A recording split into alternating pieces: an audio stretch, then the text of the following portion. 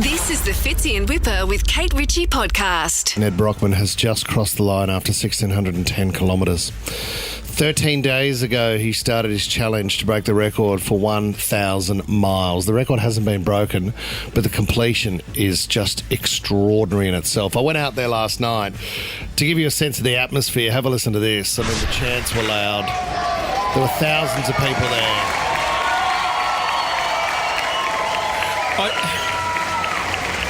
Sometimes I try to decipher how people are wired. Like someone like a Nedd Brockmann, I look at Nedd, right? And a lot of people say it's silly. What he's doing is silly and what he's doing to his body.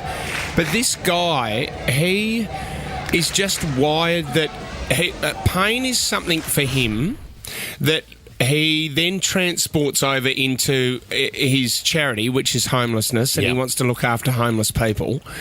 But he feels like he gets so much joy out of putting his body through that pain so other people can feel better for themselves. Do you know and what? I think it's such an amazing trait to have. Isn't it? It's such an amazing trait to have.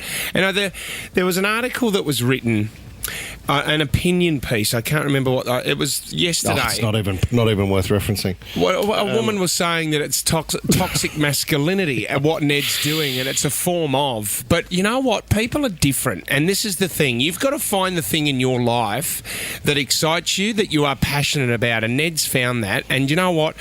You've got to look at the positive side of this. You've got to really, and what Nedd's done for a lot of people and the money that he's raised is, he is such a courageous bloke, and we're very proud of you, Nedd. I mean, you're not hearing this right now because you're in a world of pain. He said, I want to cross the line early so I can jump straight onto the live stream for Fitzy and Whipper, Kate Ritchie.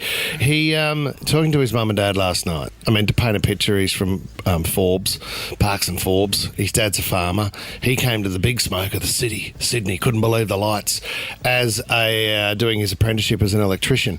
So he only started running 4 years ago, Fitz. You know, running wasn't a big part of his life as a young athlete. He didn't even bother. No. But naturally, he's built to run. He just has that framework. The pain behind the scenes has been extraordinary. We've spoken about the shoes going from a size 9.5 to a 12.5. You know, his massage table and the racks of shoes and the lubricants to stop any chafing and the fresh pairs of socks and everything. But he was saying that the one thing he didn't prepare for, which is impossible to prepare for, is the mental load of going round and round and round and round, almost like a rat in a cage. Yeah. It's got a torture feel to it. And there's you almost, too, when you get out there, I was standing next to him, another mate, Falcon, and he said, I just really feel like a steak. I don't know if I can get one around here. And I thought, I feel like a chalky milk. And I thought, how can we be doing this? It almost had that Anzac feel where you go along to the event and you just feel so small for what the other people have contributed and achieved.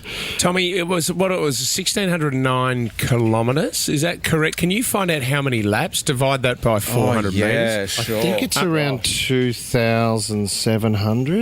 But what he does, Fitz, you'll see the 8 tracks that he has.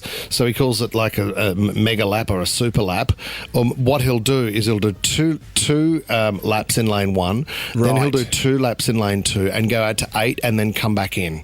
Gotcha. And that's just like to change things up? Well, that's a superset. So that's about 12 kilometres. Right. And then he goes back the other way. So he's done this for 13 days now. Oh. Do you know, in the past 5 days, they've been wheeling him in a wheelchair once he's had his sleep to the side of the track. Then he gets onto the track, they kind of lift him out of the wheelchair and he starts to walk. Then he starts to run.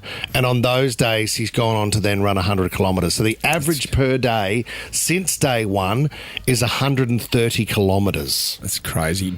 Just unheard of. Brock's given us a call from Kurnell.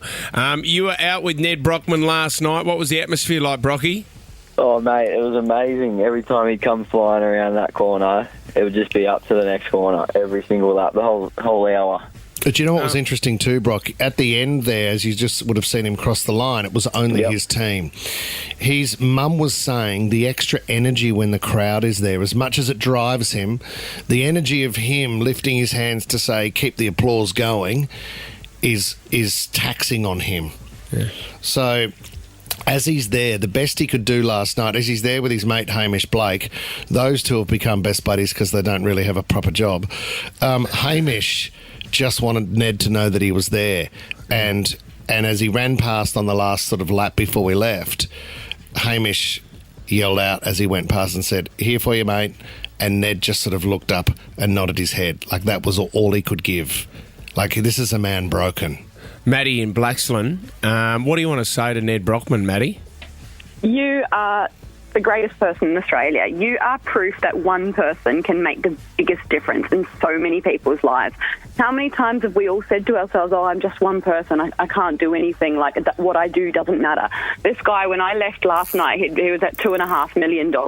He is changing the lives of so many homeless people just by being so incredibly selfless, and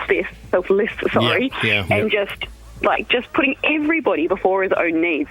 Yeah. And that opinion piece that I saw yesterday comparing him to toxic masculinity is just the cruelest thing I've seen.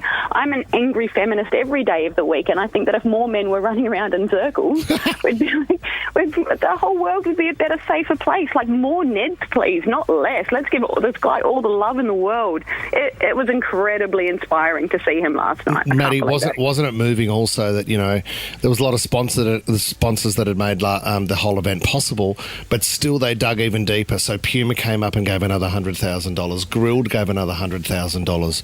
The money just started flowing in at the end as recognition to the point of over 2.7. And, I was saying to his mum, what happens when he crosses the line, which he just has? Does he go straight to hospital? Is he put on a drip? Is he carried out of there? Yeah. Where does he go? But I think he's looking forward to gathering himself again and then going on a media campaign to tell the story and continuing to raise the money because he still has that goal of $10 million. That's amazing.